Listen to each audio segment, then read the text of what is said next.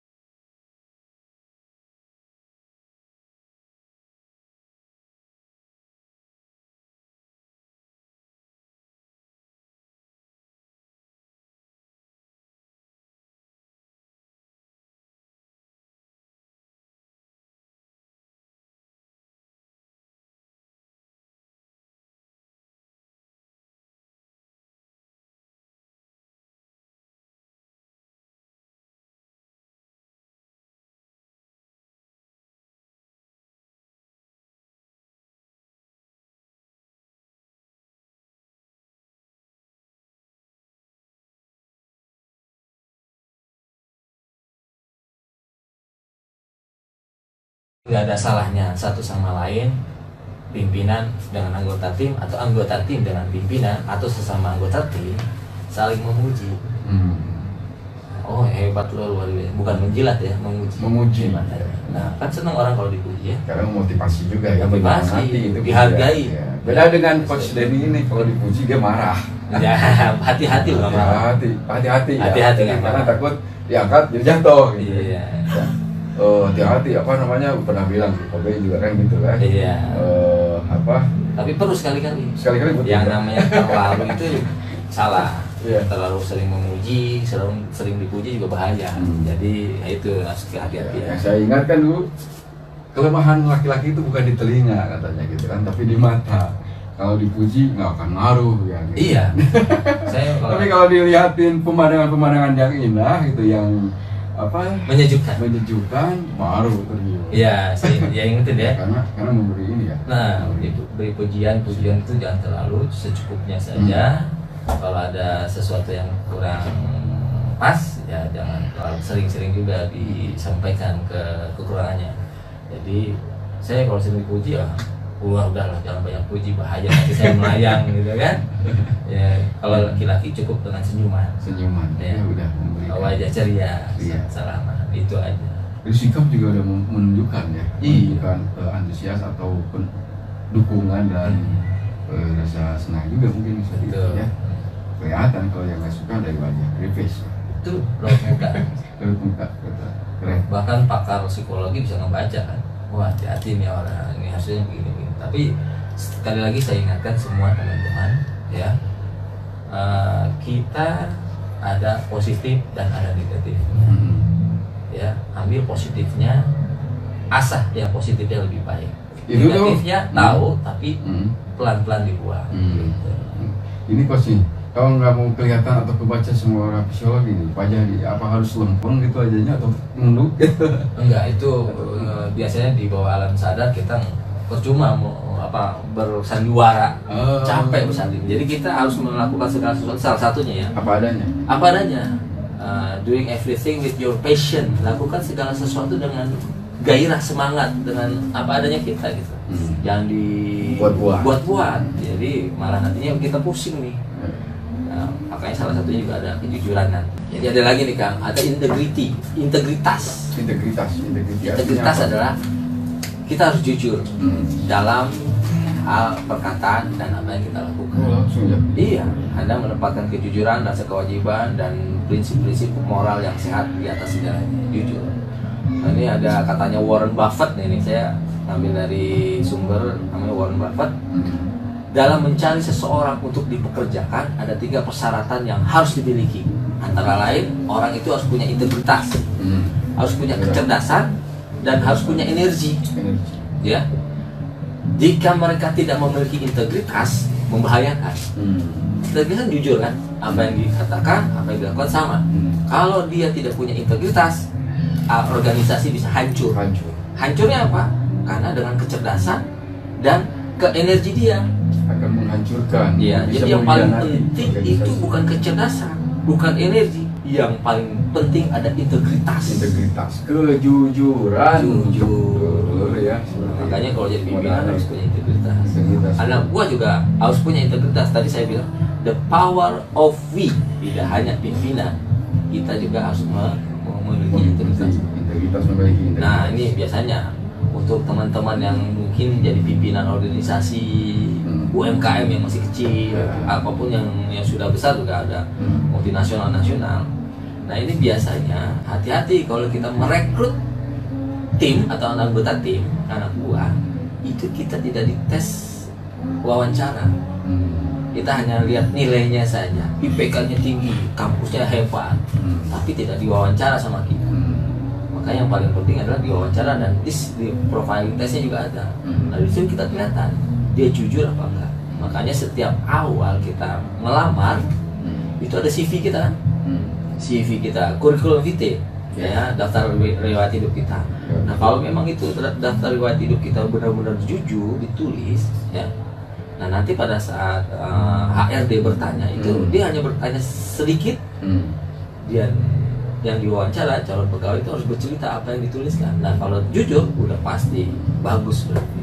Jadi jangan sampai mengarang indah CV juga. Harus apa adanya sesuai dengan apa yang dijalankan atau yang dialami. Dengan siapapun, pimpinan, bawahan kepimpinan, yang ternyata yang terpenting menurut Warren Buffett itu yang paling penting integritas. Jadi Warren Buffett bilang, sekali lagi saya ulangi, dalam mencari seseorang untuk dipekerjakan ada 3 persyaratan yang harus dimiliki. Pertama integritas, kecerdasan, dan energi. Ya. Dia nggak bilang pendidikan loh. Enggak ya. Integritas, kecerdasan, dan energi. Karena kecerdasan itu tidak hanya dari pendidikan formal, tapi informal juga ada. Jadi jangan terlalu wow yang berpendidikan.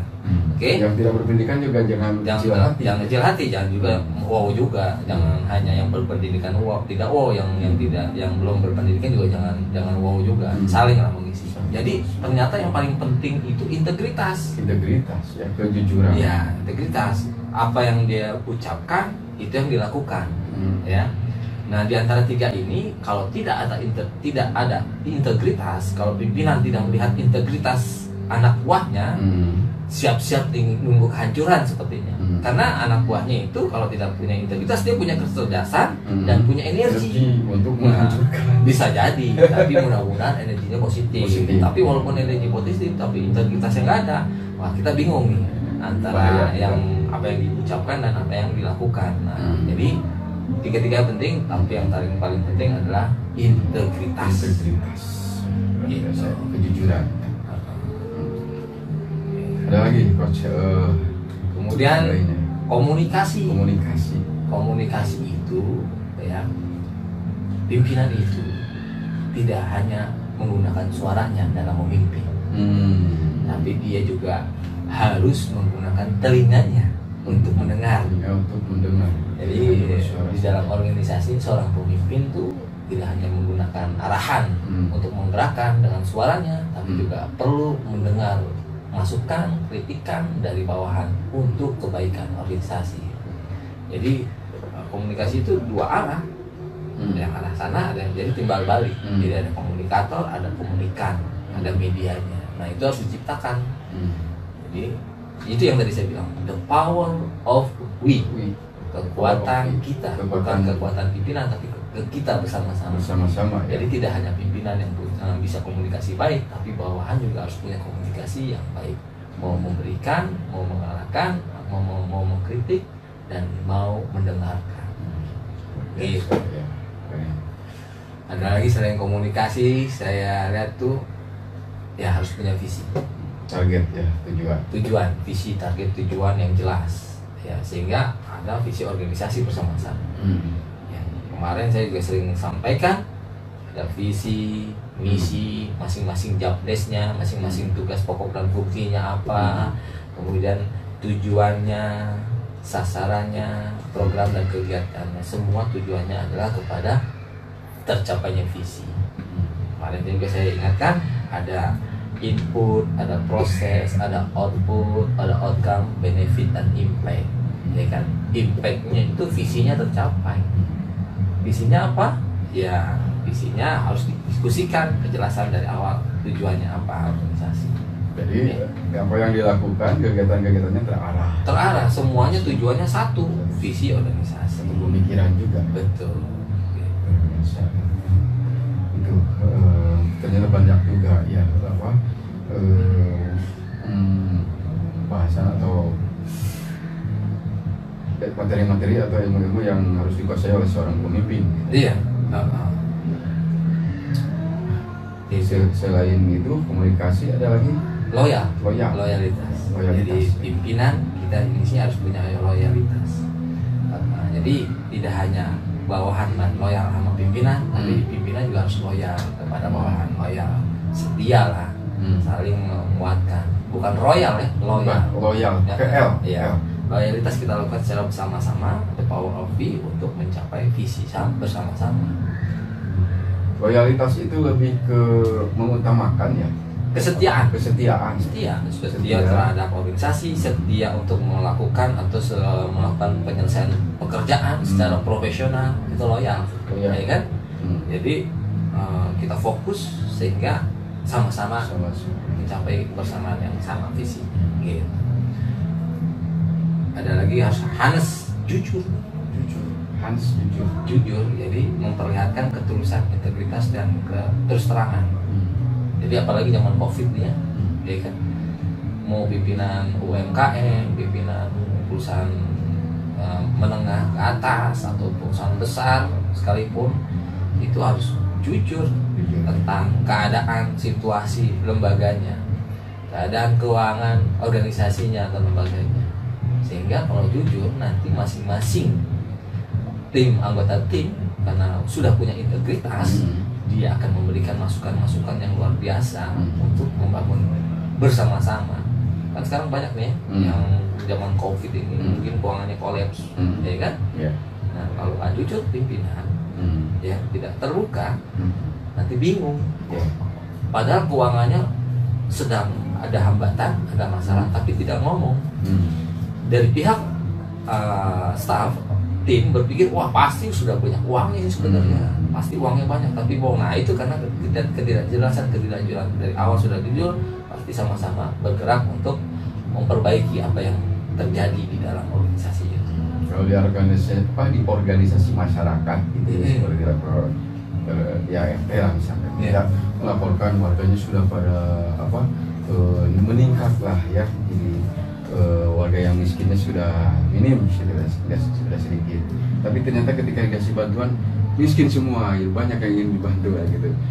Itu hubungannya dengan ketidakjujuran atau memang kondisi saja? Ya, seharusnya harus jujur ya. Harusnya jujur ya. Ya, yang kita khawatirkan biasanya semua itu tergantung pimpinan setempat ya. Iya. Jadi pimpinan itu sebagai role model, sebagai contoh. Jadi kalau pimpinannya jujur, saya yakin masyarakatnya juga jujur. Ya kan, masyarakat kita ya, pimpinan kelompoknya jujur, anak buah jujur. Jadi makanya harus sama-sama kita bisa cek, recheck dan cross check. Ya, pasti ada miss lah. Di antara segitu banyak masyarakat, banyak juga yang jujur, banyak juga yang tidak jujur gitu ya. Ada juga yang tidak jujur. Nah, bagaimana caranya pemimpin tuh meminimalisir ketidakjujuran? Jadi jadilah role model sebagai contoh. Kalau memimpin orang banyak, bagaimana caranya solusi biar si anak buah itu begini-begini nih? Karena masyarakat itu majemuk ya, beda-beda. Caranya Ya kan, anak buah melihat punya mata, jadi lebih banyak melihat dan lebih banyak mendengar. Nah, makanya sebagai pimpinan tuh hati-hati melakukan sesuatu yang mungkin tidak sepantasnya dilakukan. Jangan sampai anak buahnya tahu. Ya. Kadang-kadang sebagai pimpinan harus jaim juga, harus jaim, jaga image ya. Jaga image. Kalau misalnya dia sebelum jadi pimpinan hobinya misalnya hangout kemana bareng-bareng dengan orang lain, kalau sudah jadi pimpinan harus dikurangi dan dijaga, jangan ya, lebih baik sendiri saja walaupun tetap itu hobi ya, yang positif ya. Saya nggak ngomong yang lebih baik dikurangi ya, seperlunya saja komunikasi dan hangout bareng-bareng, begitu harus jaga. Nggak sedikit kadang-kadang itu jadi bumerang, kalau kita terlalu dekat juga salah, terlalu jauh juga salah. Jaga jarak, bukan karena COVID ya, jaga jarak, profesional. Kapan kita diskusi tentang pekerjaan, kapan kita tentang having fun bareng-bareng. Itu untuk menjaga tersangka juga ya, karena banyak sekali orang melihat siapa yang bicara, bukan mendengarkan apa yang dibicarakannya. Nah, bahaya kalau jadi pimpinan, dia pernah melihat pimpinannya barang-barang ke tempat yang mungkin kurang semestinya, itu jadi omongan, saya tahu kamu modalnya gitu ya.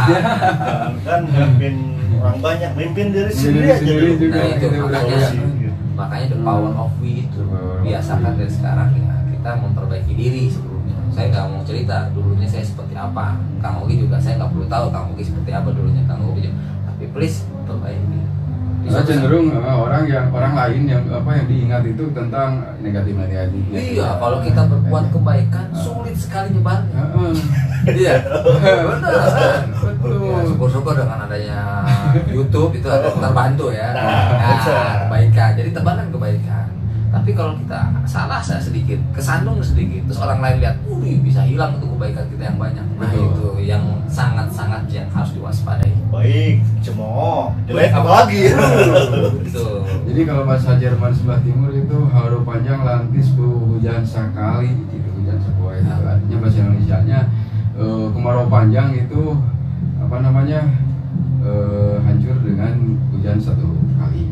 Begitu ya. Kemarau yang panjang ketika hujan itu kata-kata Sunda. Paribasanya untung kita orang Inggris ya. Orang Inggris, ini orang Turki ya. Turun kidul. Akbar subhanallah. Jadi artinya begini Coach, kalau boleh ditangkap ya. Orang itu memandang kita itu tidak hanya dari suara aja atau dari apa yang kita ucapkan, tapi dari apa yang kita lakukan kita juga. Kita lakukan seperti itu. Sekarang melihatnya. Iya, mungkin kalau teman SD saya, teman SMP saya, teman kuliah saya yang dulu mungkin sama-sama hangout bareng-bareng, saya ngomong yang bagus-bagus, Denny kan begitu. Apal saya apal modal. Padahal saya sudah berhenti kan. Terakhir semalam. Berarti tadi subuh. Kayak gitu. Nah, itu yang tantangan kita, dan Dan lagi kemarin saya ulangi, kita akan kecewa kalau kita berharap semua orang yang kenal sama kita suka sama kita. Jadi pasti ada sebagian besar yang juga tidak suka. Jangan berharap. Nah, itu cara menyikapinya gimana coach? Ya, mungkin ada tips dari 5S katanya. 5S. Aduh. Ini karena ini penting. Senyum, sapa, salam, sopan, santun. Oh, Itu iya. sepele itu tapi penting. 5 panca indera. Jangan Pancasila aja yang 5. Tapi 5S juga 5S ya. Senyum, salam, sapa, sopan, santun. Untuk menghadapi orang yang tidak semua menggunakan kita positif ya, ada aja yang kadang-kadang ya di depan kita senyum tapi tetap saya senyum, di belakang kita dia tuh menggerutu ngomongin kita, tetap kita depan dia senyum. Walaupun saya tahu tapi pura-pura nggak tahu aja senyum. Gimik atau nyinyir lah ya kalau bahasa. Berarti harapan dan mengharap aja. Tapi sekarang mah alhamdulillah baik, senyum semua sudah. Alhamdulillah, karena melihat keadaan kita keadaan coach yang sekarang gitu ya, gitu ya. Kayak orang benar saya. Kayak orang benar. Kayak tuh. Jadi orang benar ya. Amin. Amin subhanallah. Ya, insya Allah, tapi saya yakin. Iya betul. Ada lagi nih yang harus dimiliki oleh seorang pimpinan, atau decision making. Kemampuan untuk membuat keputusan. Ya. Ya kan itu juga penting ya. Harus quick, harus cepat, harus komitmen, kemudian harus dengan analisa, ya, kemudian harus berpikir, bersikap tangguh, tough, itu pimpinan. Jadi ada OCAT katanya.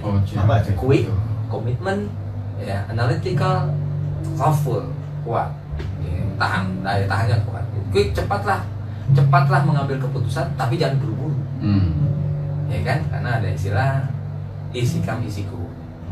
Perlu proses, harus dana, terus harus berkomitmen pada keputusan Anda tetapi tidak kaku. Kita kalau punya keputusan A ya A, fokus, punya komitmen ini, tapi pada suatu saat ada masalah dan harus direvisi ya jangan kaku, harus ada kalau bagaimana mengatasi ini, orang ada manusia tersebut pelin-pelan, ya, kadang A besok B atau C, labil, bimbang kan, itu perasaan hati ya. Pimpinan harus jangan labil ya, tapi harus membuat tegas. Diam itu juga keputusan, tapi lebih baik jangan diam. Gunakan keputusan yang jelas dengan kata-kata. Seiring dengan berjalannya waktu, kalau misalnya memang kondisi dan situasi mengharuskan keputusan itu berubah, ya harus dirubah, ya kan? Tapi dengan analisa yang baik, ya kan? Jadi analitik, tetapi jangan terlalu menganalisis. Terlalu banyak analisis dapat menyebabkan lumpuh. Makanya harus quick, ya kan? Analisa juga quick. Oke, nah itu respon ya. Apapun keputusan pimpinan pasti ada yang tidak suka anak buah. Benar nggak? Pimpinan organisasi kecil, organisasi sedang, bahkan negara pun presiden juga memutuskan apapun pasti ada yang tidak suka. Tapi beliau harus punya keputusan. Pasti gitu kan? Ya. Nah ini ngerinya nih zaman sekarang, pimpinan zaman sekarang zamannya medsos ini kan mengerikan ya, ada yang pro dan kontra, jadi serang-serang lewat medsos. Nah, itu juga hati-hati. Kemudian taful, jadi bersikaplah tangguh tentang semua yang terkait, tetapi jangan obsesi. Terus kuat daya tahannya, tangguh. Itu dalam mengambil keputusan. Itu di Kementak ya. Kuat. Jadi kalau kita sudah membahas ini, minimal kita ada modal atau ada pembelajaran, ada menjadi seorang pemimpin. Ya, saya memimpin diri sendiri nih. Saya mengambil keputusan. Saya setiap seminggu sekali di kopi hangat. Itu kan leadership juga. Leadership untuk diri kita. Iya. Jadi motifnya, misinya, visinya sama-sama memberikan kebermanfaatan. Ya, keputusan saya adalah oke, seminggu sekali. Mudah-mudahan kebaikan pos ini jadi padang amal. Amin. Jariah ya. Amin. Yang senantiasa bermanfaat terus. Luar biasa. Boleh lanjut. Ada lagi. Selain tadi decision maker, ada courage. Courage itu keberanian. Seorang pimpinan, individu sebagai pimpinan juga harus punya keberanian. Tapi berani juga jangan terlalu berani. Harus analisa. Berani adalah yang memungkinkan Anda untuk tetap tenang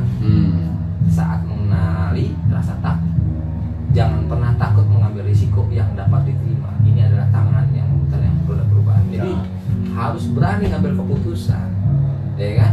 Semua ada risikonya. High risk, high return. Risiko tinggi, returnnya tinggi. Risiko diomongin orang, ya. Risiko difitnah orang, risiko diadu domba. Itu harus berani ngambil risiko karena makin besar risikonya, returnnya apa yang kita peroleh luar biasa. Kalau bagaimana cara mengatasi orang yang idealis? Idealis. Tapi ya gitu. Iya. Harus bagaimana menghadapinya? Pelan-pelan. Jadi ada orang yang mungkin punya hati yang merasa selalu dia yang paling benar, itu ada juga. Pelan-pelan, jangan berharap dia bisa berubah dengan apa yang kita sampaikan. Mungkin perlu orang lain kepercayaannya, mungkin orang dekat, perlu ajudannya, mungkin pasangan hidupnya kita bisikan, dari saudaranya, jangan langsung dari kita.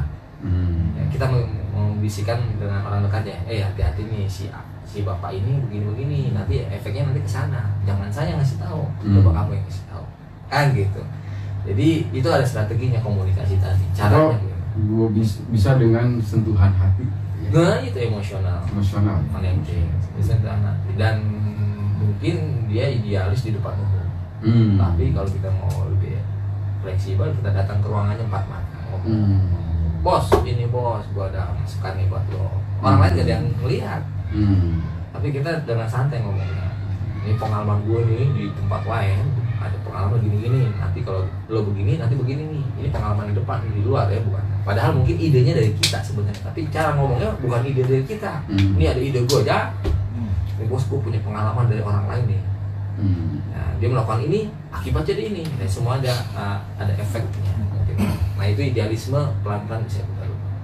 Pokoknya harus berani ya. Nah, berani ngambil risiko. Risiko pulang malam, ya, risiko capek, ya kan? No pain, no gain. Ya, tidak ada sesuatu yang kita peroleh tanpa kita bersakit-sakit dahulu. Ini kalau yang dibilang terlalu berani atau apa ya terlalu berani itu seperti apa sih kira-kira gambarannya gitu? Kita ceroboh atau tidak hati-hati. Ya, berani boleh, tapi perlu pertimbangan. Makanya tadi ada quick, analitik, ya kan, taful, ya kan. Nah, itu harus dipikirkan juga. Jadi ini tidak satu-satu, semuanya harus dilakukan bersama-sama sehingga jadi leader yang luar biasa untuk diri kita dan tim yang lain. Gitu. Boleh dilanjut, Coach. Pulang apa selesai semangat, passion. Ya. Semangat. Kita harus punya semangat, passion, ya. Jadi kita harus paham dulu kita bisa menyelesaikan sesuatu dengan cara apa, dengan bagaimana nyamannya kita, gairah kita gimana. Jadi ada orang semangat atau bergairah menyelesaikan sesuatu pekerjaan saat keramaian ada di sekitarnya. Ada juga orang yang semangat dengan situasi sunyi sepi. Ada juga orang yang semangat yang injury time pekerjaan. Nah, sebagai pimpinan kita harus pahami itu, tim kita itu. Makanya seorang pimpinan harus jelas target waktunya kapan, ya. Kalau ada anak buah nanya, anggota tim bertanya, bos ini pekerjaan harus selesai kapan? Jangan bilang secepatnya, saya bilang kan, jangan bilang secepatnya, tapi misalnya jelas waktunya. Besok ya di meja saya harus jam 2. Oh, cepet banget bos, kan dia punya kemampuan juga untuk menyelesaikan pekerjaan. Nah, anak buah punya hak untuk berargumentasi atau excuse, minta maaf, ya. Bos boleh nggak bos kalau misalnya jam 5 lah atau lusa? Oh boleh, yang penting kasih waktu dulu. Oke, jam berapa besok? Maunya lo? Jam 5 ya bos, lusa? Oke, lusa ya jam 5 harus meja. Oke, nah itu. Tapi kalau misalnya secepatnya, versi cepat bos sama versi cepat di anak buah beda. Nah itulah komunikasi harus jelas. Mengatasi kebiasaan buruk manusia tersebut karena jadi waktu, jam, bagaimana mengatasi biar si orang tersebut kamu waktunya jam sekian, tepat waktu, tepat waktu mas. Mencari solusi untuk si orang tersebut. Sekali lagi ya, ada orang yang semangat kerjanya pada saat injury time. Tinggal ingatkan saja. Misalnya dikasih waktu seminggu ya bos, oke seminggu. Hari kedua setelah perintah dilaksanakan, bagaimana? Sudah diproses belum? Diingatkan, bukan dimarahkan. Terus hari keempat sudah sampai mana? Boleh nggak saya lihat gak? Padahal kenyataannya mungkin si anak buah belum menyelesaikan, tapi dia selalu bilang proses, masih proses bos. Hari keempat tuh, tapi jangan maksa. Hari kelimanya ingetin, boleh nggak besok saya lihat draftnya. Nah itu pasti dia siap-siap tuh untuk besok memberikan laporan draftnya kepada pimpinan, walaupun targetnya masih seminggu, ya kan? Iya bos, ya nanti besok ya draftnya. Padahal sebelumnya dia belum menyelesaikan. Nah, dia baru bisa menyelesaikan pada ada tekanan. Nah itu caranya. Jadi komunikasinya harus baik caranya. Jadi jangan bukan program ijuk colek. Ya, jadi yang kemarin saya juga bilang kan prinsip kita trust, no blame others, solution oriented kan. Kita harus percaya sama anak buah, ya. Kita jangan menyalahkan anak buah. Solusi oriented, orientasinya solusi. Cari solusinya berarti saya harus mengingatkan. Bisa jadi mungkin dia tidak malas tapi lupa. Mungkin ada masalah keluarganya, ada masalah tiba-tiba masalah yang unpredictable yang tidak diperkirakan sehingga mengganggu. Nah kalau misalnya udah minggu lalu seminggu belum selesai juga, berarti pimpinan harus cari orang lain pengganti meneruskan. Karena kan pimpinan juga mungkin ada target dari pimpinan yang lebih tinggi lagi. Gitu.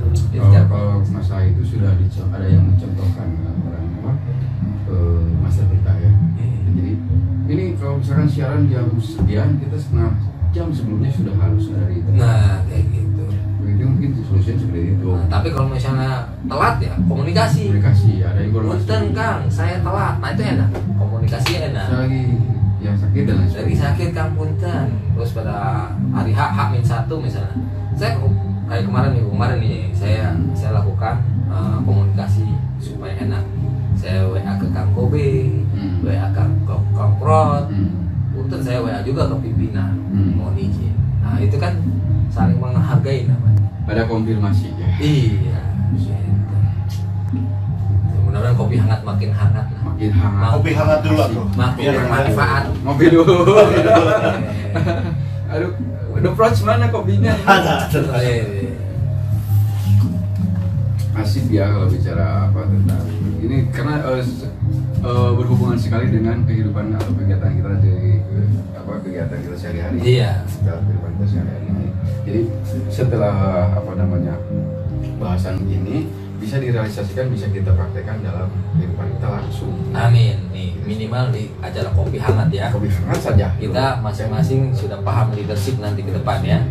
The power of we. Nah itu. Jadi jangan ego masing-masing. Dari kekuatan kebersamaan. Bisa jadi tagline ya. Jadi tagline. Power of we. Kopi hangat. The power of we. Iya. Bisa. Oplos buat kopi hangat. Sama. Sapa dulu pemirsa, ini banyak yang lain ya yang juga. Ada juga yang komentar ini dari Ibu Yusernawati. Selamat malam ya. Assalamualaikum warahmatullahi wabarakatuh. Ibu Yusernawati. Alhamdulillah terima kasih sudah memberikan. Terima kasih Ibu Yusernawati. Like ya. Saya juga like juga. Like juga buat Ibu Yusernawati. Dan ada juga yang lainnya ini ya. Mungkin tadi di sini yang pertama kita belum. Oke, kita akan lanjutkan. Ini merupakan kelanjutannya. Ini ada dua lagi nih ada. Dua lagi ya. Silakan. Pertama kita the power of we. Ya. Kita kan pimpinan juga. Pimpinan juga. The power of we, kita harus bersikap rendah hati. Ya. Sebaiknya dapat menerima kelemahan dan kekurangan dengan cerdas dan mengatasi masalah. Ya. Kemudian seorang pimpinan sejati bekerja untuk kebaikan yang lebih besar dari orang lain.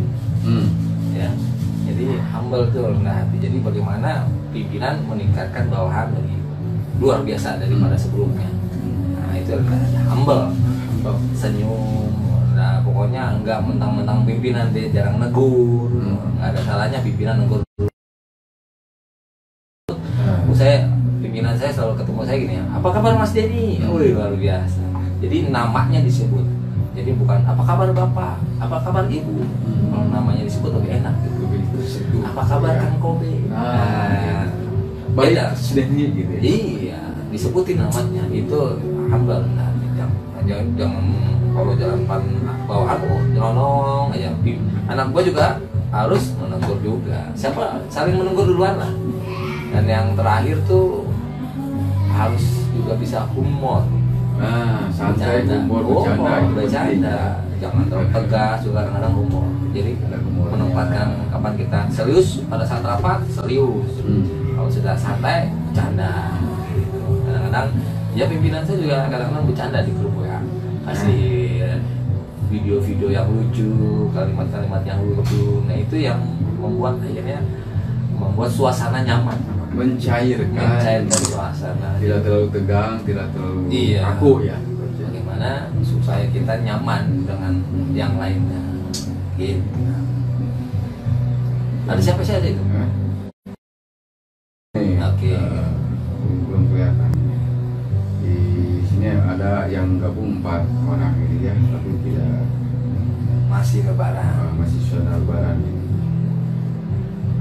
Ya, luar biasa. Pokoknya kami mengucapkan terima kasih kepada pemirsa dan juga KSP yang sudah bergabung, yang sudah menyimak di Kopi Hangat ini ya. Mudah-mudahan perjumpaan kita ini memberikan manfaat dan keberkahan untuk semuanya. Betul.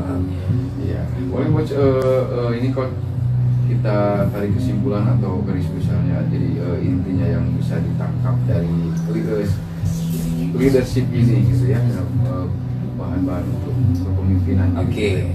Jadi leadership ini saya rangkum secara keseluruhan ya, rangkuman bahwa pimpinan diri kita sendiri harus menimbulkan rasa kasih sayang, empati, kalau compassion lah ya, ya kepada orang lain, kepada anggota tim, kepada pimpinan. Kemudian formatif, ya, jadi harus bikin informasinya jelas, siapa melakukan apa, dan punya karakter yang berbeda-beda yang harus kita pahami. Jangan paksakan karakter bawahan sama dengan apa karakter kita. Jangan paksakan gaya penyelesaikan masalah pekerjaan bawahan seperti waktu kita jadi bawahan. Jadi beda-beda caranya. Kemudian menciptakan rasa cinta satu sama lain, bukan cinta-cintaan ya. Jadi kita sama-sama berbagi rasa senang, duka, share kembali. Kemudian harus tekun dan kompeten, harus punya kompetensi. Kompetensi ada 3 saya bilang kemarin. Kompetensi manajerial, kompetensi teknis, sosial kultural. Nah yang paling penting adalah sosial kultural. Ya, karena manajerial atau teknis, pengetahuan atau skill, knowledge atau skill itu bisa kita pelajari dengan sikap perilaku yang baik, dengan minta bantuan orang lain untuk mengajarkan kita. Kemudian tidak kaku, fleksibel, ya, fleksibel. Kemudian harus jelas, imajinatif, punya keberanian, harus efektif, sabar, setia, kemudian global, punya etis dan penuh pengorbanan. Nah itu yang harus dimiliki oleh leadership seorang pemimpin atau kepemimpinan ya. Ternyata banyak juga modalnya ya. Harus. Jadi nah ini untuk seorang kepemimpinan ini, apakah setiap orang bisa atau hanya orang-orang yang khusus mempunyai kelebihan saja yang bisa menjadi pemimpin itu, coach? Tidak orang khusus, semua bisa karena biasa. Semua bisa karena biasa. Ya, semuanya punya kemampuan, diberikan kemampuan yang sama, tinggal kita bisa nggak mengasahnya, bisa nggak kita berani nggak melatihnya, ya kan? Untuk diberi kesempatan atau tidak. Nah itu semuanya bisa, ya. Tinggal kan yang namanya pimpinan tidak semuanya harus jadi pimpinan, kan mengerucut tuh, ya kan? Jadi kita ambil yang terbaik di antara yang baik. Jadi harus memilih. Kalau anak buah kan mulai baru banyak, kalau pimpinan semuanya bisa practice makes perfect. Minimal sebelum memimpin orang lain memimpin diri sendiri. Iya. Ya, baru melebar ke keluarga. Yang besar lagi. Betul. Di organisasi atau di kelompok dan lain sebagainya. Terima kasih atas perhatiannya ya, dan mohon maaf atas kekurangan, dan saya AKOB yang terpenting sangat mengucapkan terima kasih kepada Coach Denny. Sama-sama Kang Kobe. Materi-materinya yang mantap, terus dengan motivasinya, memberikan hal-hal yang positif, memberikan energi yang integritas, kecerdasan, energi, dan yang penting adalah yang modal utamanya, fondasinya adalah integritas. Punya yang 2, cerdas sama energi. Kalau tanpa ada integritas, bisa hancur organisasi ya, membahayakan. Nah seperti itu sangat menyerap ya, menyerap apa daya ini ya, durasi ya. durasi udah malam juga ya. Ya. Akobe dan Coach Denny dan The Ports ya, Kang Ogi Wijaya mengucapkan mohon undur diri, mohon pamit dari ruang dengar dan pemirsa di streaming RKS Remaja FM dan FB-nya Coach Denny ya. Kita akan berjumpa kembali di waktu dan gelombang yang sama. Tetap stay di 107,8 RKS Remaja FM, The Real Community Radio in Bandung. War.